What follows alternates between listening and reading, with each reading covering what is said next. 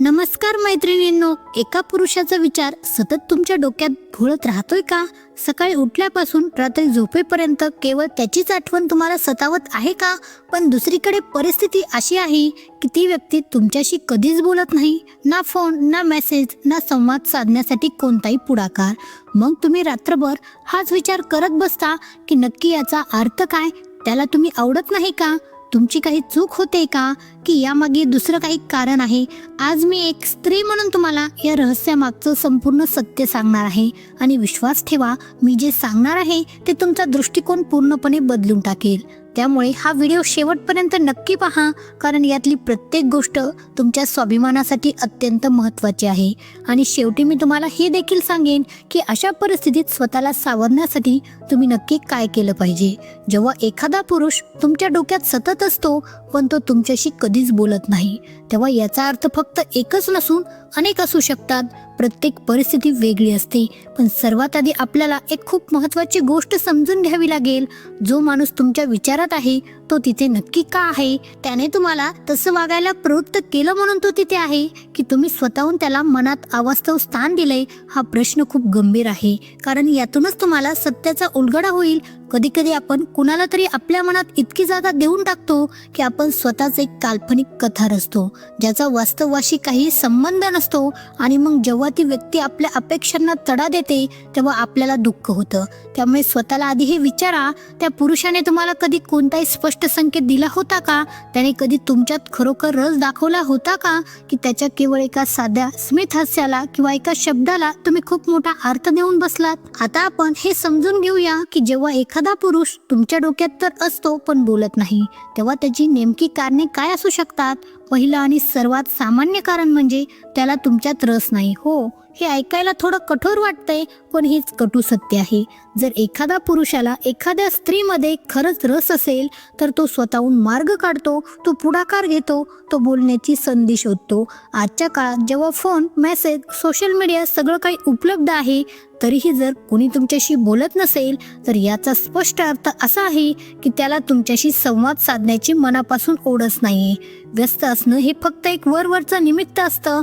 जेव्हा एखाद्याला मनापासून कुणाशी तरी बोलायचं असतं तेव्हा तो वेळ काढतोच. आपण सगळेच आपल्या प्राधान्यक्रमानुसार वेळ काढत असतो.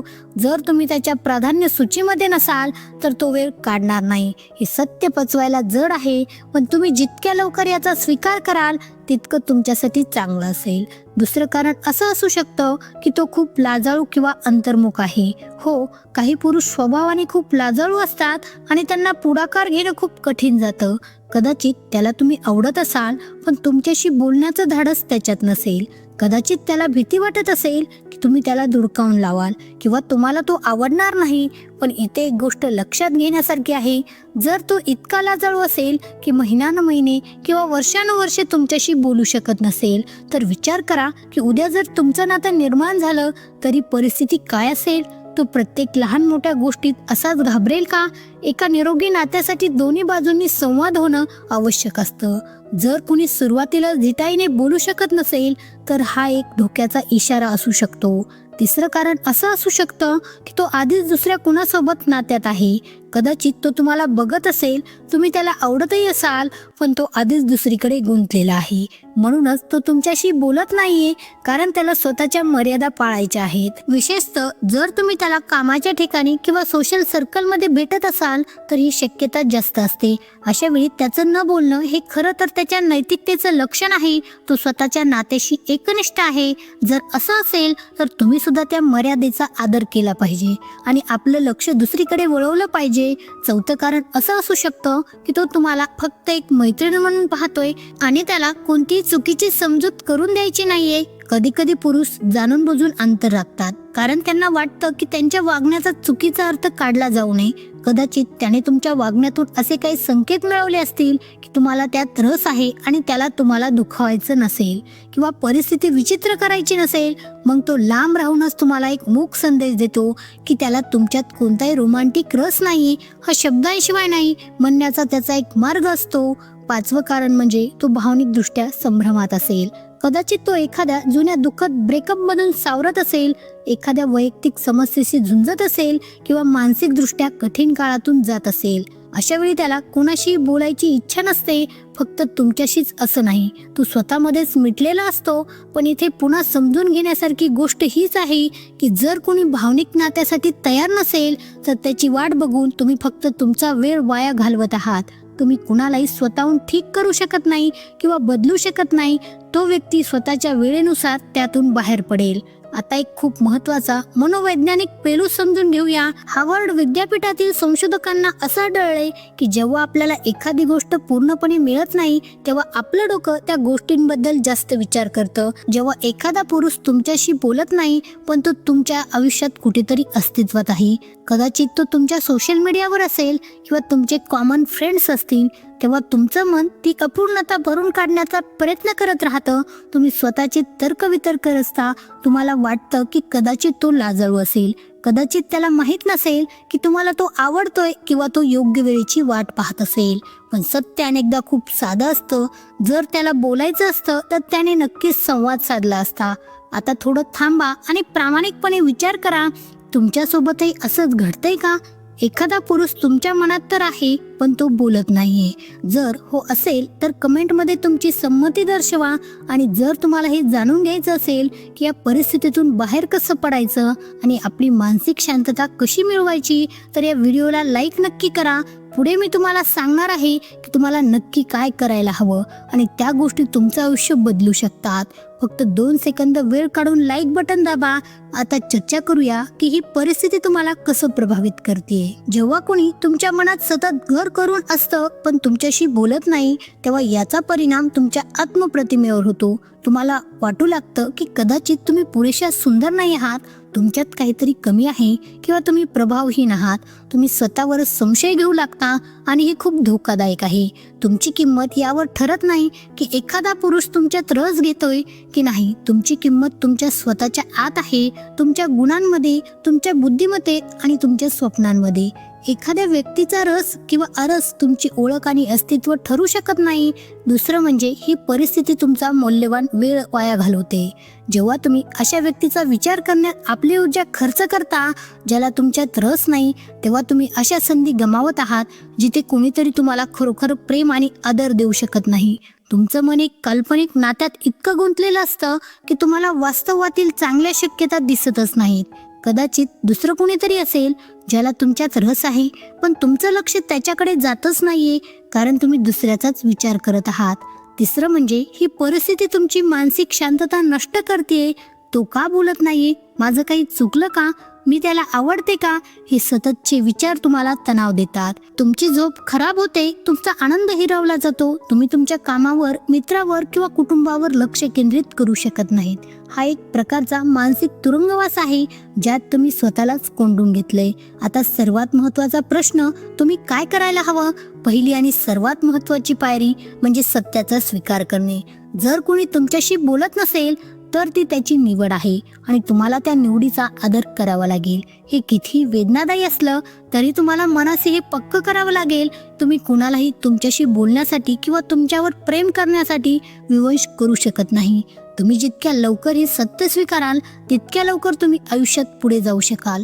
स्वीकार हाच मानसिक गुलामगिरीतून मुक्त होण्याचा पहिला मार्ग आहे. दुसरी पायरी म्हणजे त्या व्यक्तीपासून जाणीवपूर्वक अंतर राखणे. जर तुम्ही त्याला सोशल मीडियावर फॉलो करत असाल तर अनफॉलो करा किंवा म्यूट करा. जर तो तुम्हाला रोज दिसत असेल तर शक्य तितकं त्याला टाळण्याचा प्रयत्न करा. याचा अर्थ असा नाही की तुम्ही उद्धटपणे वागावं, पण जाणून बुजून त्याच्या वाटेला जाऊ नका. नजरेआड तर मनाआड हे सूत्र खरोखर काम करतं. सुरुवातीला कठीण जाईल पण हळूहळू मनाला सवय होईल. तिसरी पायरी म्हणजे स्वतःवर लक्ष केंद्रित करणे. जी ऊर्जा तुम्ही त्याच्या विचारात घालवता ती स्वतःसाठी वापरा. एखादा नवीन छंद जोपासा, व्यायाम करा, पुस्तक वाचा, मित्रांसोबत वेळ घालवा किंवा करिअरवर लक्ष द्या. जेव्हा तुम्ही स्वतःच्या प्रगतीवर काम करता तेव्हा तुमचा आत्मविश्वास वाढतो आणि तुम्ही अधिक आकर्षक आणि आनंदी बनता. आनंद हा दुसऱ्या कुणाकडून येत नाही, तो तुमच्या आतून येतो. चौथी पायरी म्हणजे विचारांच्या ओघांवर नियंत्रण मिळवणे. प्रत्येक वेळी जेव्हा त्या व्यक्तीचा विचार मनात येईल तेव्हा जाणीवपूर्वक आपलं लक्ष दुसरीकडे वळवा. तुम्ही विचार संपूर्णपणे थांबवू शकत नाही पण त्यावर लक्ष देणं नक्कीच थांबवू शकता. त्या विचाराला एका ढगाप्रमाणे समजा, जो आला आणि गेला त्याला पकडून ठेवू नका. 5वी पायरी म्हणजे नवीन लोकांना भेटणे. तुमचं सोशल सर्कल वाढवा, नवीन ठिकाणी जा, नवीन उपक्रम राबवा. जर इतर कोणी तुमच्यात रस दाखवत असेल तर त्याला संधी द्या. मी असं म्हणत नाही की लगेच दुसऱ्या नात्यात उडी घ्या, पण किमान स्वतःची दारं उघडी ठेवा. कदाचित जो व्यक्ती तुमच्याशी बोलत नव्हता तो तुमच्यासाठी योग्यच नव्हता आणि नियती तुम्हाला मोठ्या संकटापासून वाचवत होती. 6वी पायरी म्हणजे आपला आत्मसन्मान पुन्हा मिळवणे. आरशात बघून स्वतःला सांगा की मी श्रेष्ठ आहे, मी प्रेमासाठी आणि सन्मानासाठी पूर्णपणे पात्र आहे. हे सुरुवातीला खोटं वाटेल, पण हळूहळू तुमचा यावर विश्वास बसेल. सकारात्मक स्वसंवाद तुमचं आयुष्य बदलू शकतात. 7वी पायरी म्हणजे हे समजून घेणे की कदाचित हा नकार तुमच्यासाठी एक प्रकारचं संरक्षणच होतं. कधी कधी आपल्याला जी गोष्ट मिळत नाही ती आपल्या हिताचीच असते. जो माणूस सुरुवातीलाच तुम्हाला महत्त्व देत नाही तो भविष्यात नात्यात तुमची काय कदर करेल. अशा माणसापासून लांब राहणं हेच तुमच्या भविष्यासाठी हिताचं आहे. 8वी पायरी म्हणजे विश्वासू मित्र किंवा कुटुंबाशी बोलणे. मनातल्या मनात विचार करण्यापेक्षा कुणाशी तरी बोलल्याने मन हलकं होतं आणि गोष्टीकडे बघण्याचा एक वेगळा दृष्टिकोन मिळतो. एकट्याने सगळं मनात साठवून ठेवू नका. 9वी पायरी म्हणजे स्वतःशी ममत्वाने वागा आणि संयम राखा.